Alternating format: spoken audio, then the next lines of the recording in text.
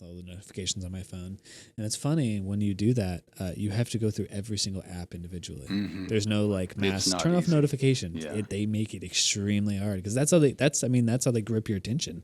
That's how they get you to engage with these apps. Yeah.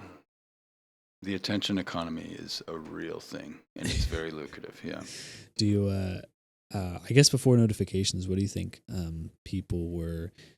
what attention was being grabbed? Like how was people's attention being grabbed in other ways? I think the earliest form is just the good old paper flyer, but some kind of advertisement, And notice that every time you're asked to or engaged with by someone trying to sell you something, they never ask any questions. Would you be interested in buying a Honda? Have you ever seen ads that come to our dealership, buy a Honda, eat this cereal, use this product? It's always a command. Yeah. Always a command. That's true. But I think that, like, getting back to this kind of disconnection thing is one thing that I've considered, if I ever have any time in my life to do this, is I would like to maybe initiate like a kind of, I guess it would be a service, but like maybe like a tech detox camp, kind of thing where, hey, I know how to do this thing. We can all put our phones in a basket and we'll hike out a little bit, set up some tents and just relax for 2-3 days. And it's not just about like experiencing nature and getting out there. That's obviously the easy part. That's the fun part. But what I would like people to do on these kinds of retreats that I would like to establish is notice that feeling, that tightening inside of you when you can't engage with it. And notice how that makes you feel, and notice how that physiological response occurs. And notice how long it takes for it to disperse. If you just sit, grab the fishing pole, relax, let's play some cards, whatever it is. Notice that it doesn't take that long, really, to kind of like lose the panic mode of, oh, my wife can't call me, or I can't get in touch with my kids, or whatever.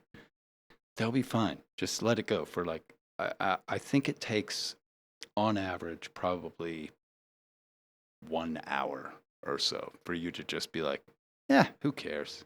I'm enjoying this present moment, Do you think people then are basically living in this hour window of like, oh, I need to do this. Oh, I need to do this. Oh, I need this over and over and over again without just like, essentially continually relapsing?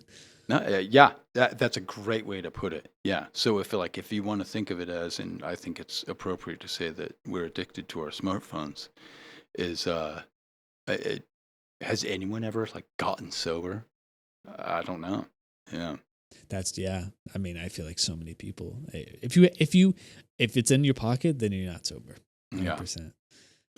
And by the way, I mean, I don't need to stand on some kind of soapbox here. I am totally guilty of this. I'll be watching TV and looking at the phone at the same time. It's like I have these two wonderful sources of entertainment, but I have to have both. Yeah. It's fucked, Yeah. I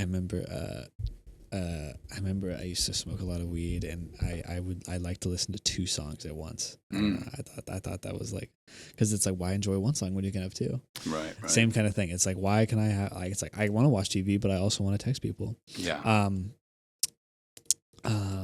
Yeah. I wonder if that's the kind of what you were talking about. Is like the reason you want to do these. Is the reason you want to do these camps is to like detox yourself? Well, I think that. I just think that I'm uniquely qualified to do that because, like, I have since I was a kid always engaged with nature, and my family brought me up. I spent before I could even walk. I was in a backpack. You know what I mean? That's just the way my parents were. So, I think that I have the skills to pass on to other people, and I feel like it would be doing them a service. And there's all kinds of fun things to learn: survival skills. How to start a fire and just like simple stuff that we used to do. And it might be a novelty to most people, but I think it would kind of like really empower people and make them feel good about their own use of their hands, of their actual human ability to do things that, have gone the way of the buffalo many, many moons ago. But yeah. Yeah, your hands are not just meant for scrolling. It's Right. meant for doing things. Yeah. Yeah, honestly, something like that actually does sound like really nice. I think anyone that even thinks about that for 3 seconds is gonna be like, please, please take my phone away. Please unconnect me from everything. And then you do that, and like you said, for an hour, it's like, oh no, why do I want that? I want this so bad. Yeah. Notice the shakes and the DTs that come from it. Like I think that's really, really important to get a grip on. It's just say, this does not feel good. I don't like this feeling. I'm uncomfortable. I'm panicking. I need my phone. I need my laptop. I need some kind of screen. Even if I could just flip through photos on my phone if I have no service, But just notice that it's like, it's not the end of the world, It's just, it's going to happen for a little while and then you'll feel better. Yeah. No, for sure. I mean, I'm thinking about that right now. I'm like, actually, that sounds really nice. Yeah. So one thing I'm just thinking about is it feels like, whether it's watching TV, whether it's being on your phone, on your laptop, on your computer, it's like we feel like we have to distract ourselves from something. Do you, I guess I don't know how exactly to ask this, but like, it seems like now in the Western world, religion has kind of been, we're moving away towards, or we're moving away from institutionalized religion, and it's almost like we're moving towards like our individual experiences. Do you think that has to play a role in some way of like, try, whether it's the meaning of our lives, whether it's like how we conduct ourselves, because even like meditation to some people is like a religious experience. Do you think kind of the loss of religion has led to us to want to try to do something else? Well, one of the themes that I engage with a lot in my research and stuff I teach as well is that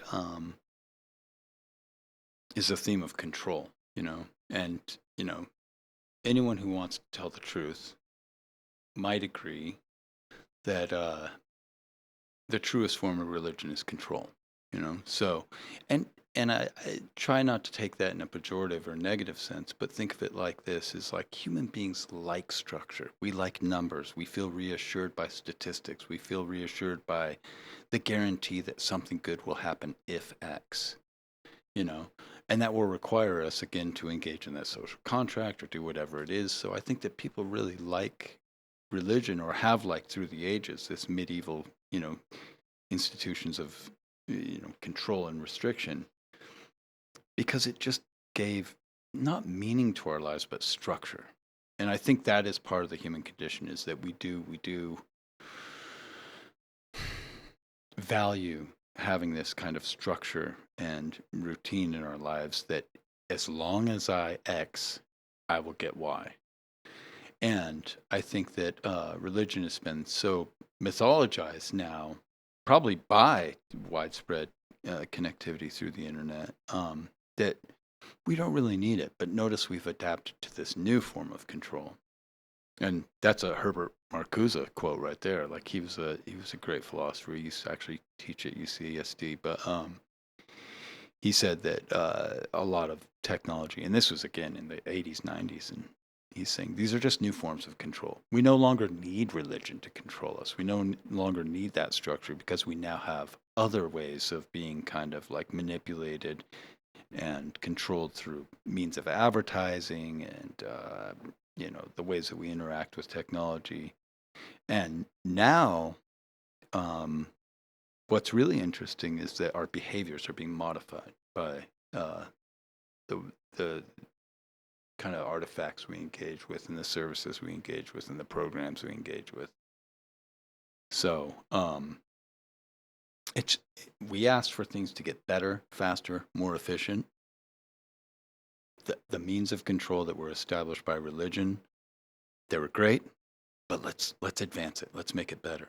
So we've almost kind of like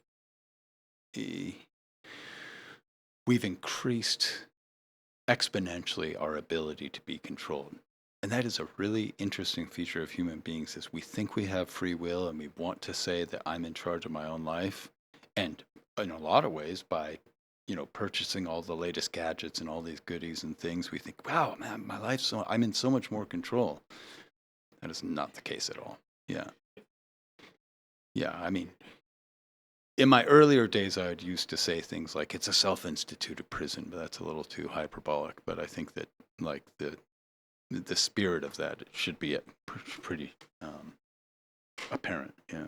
I just like, what do you mean? Like, just like, do you constantly need to get new stuff? Constantly to like just adapt yourself in some way? Yeah, the feeling of safety and comfort that comes with having all the things, that you need. And I think we all very well understand the distinction between want and need. And most of the crap in our house, we don't need at all. Yeah. I think that's a lot of people. I think that in America, it's funny that one of our biggest problems we have is we eat too much food. Like it seems like it seems like a really dystopian problem to have. And I think another problem is hoarding. We have too much. We have too many things. Yeah, it's like, but first we didn't have any stuff, and now it's like we have too much stuff. And I wonder if I wonder if that ties kind of similar to what you just said. Is like, I want all these things to like make myself feel better, but I mean, it ends up just being a prison. Yeah, and I think it's the window of like good feeling that you get from any new purchase is pretty brief. Mm-hmm. You buy a new TV. Oh, let's learn all the features. That's so cool. And then a week later, like, whatever. I don't care. It's not enough. Now I need this new thing. And I am very guilty of this. So yeah, I get it. No, same. I know I'm like very like, oh my God, wait. The thing that got me, I don't know if this has gotten anyone else, but when you go on to, I have an iPhone. And if you go on to apple.com, it said like built for Apple Intelligence, which is their new AI. Yeah. But the Apple Intelligence is rainbow colors and everything else is in black and white. And so it's like this thing that pops out at you. It's like, okay, you can get this phone, but you can get this other one because there's rainbow text next to it and the other ones don't have it. And to me, I was like, but I have to have this and it's just like, it totally got me. I'm just like, oh my God, really? And then as soon as you get it, you never engage with that. Like, right. Even if you use it, it's like you're not actively using it. You're not actively, and it's not like you got the product just to use that sort of thing. It's just one thing that like gripped you. And I feel like so many things do that. Now, at the same time, it's tough because we do need some things. Like, if you want to live on your own, you're probably going to need a fridge. Yep. You're going to need a place to cook. You're going to need potentially some place to store things if you want. And so it's a double-edged sword because the things it's a burden to have things, but you need things. Yeah. And so I feel like that's a constant battle that everyone's fighting. Where do we find the cutoff? I got enough things. Yeah. I got the fridge. I got the stove. I have a countertop, and I have some cupboards. And then maybe even a television set and a bed and a couch and a bookshelf and books. Maybe that's it. Yeah. Now take all that and then subtract that from all the other crap in your house, and I bet you it'll be like a 16th, Yeah. Seriously. Yeah. Or a 10th or a 5th or something. Like, it's crazy. But we do convince ourselves we need those things. It's interesting. Yeah.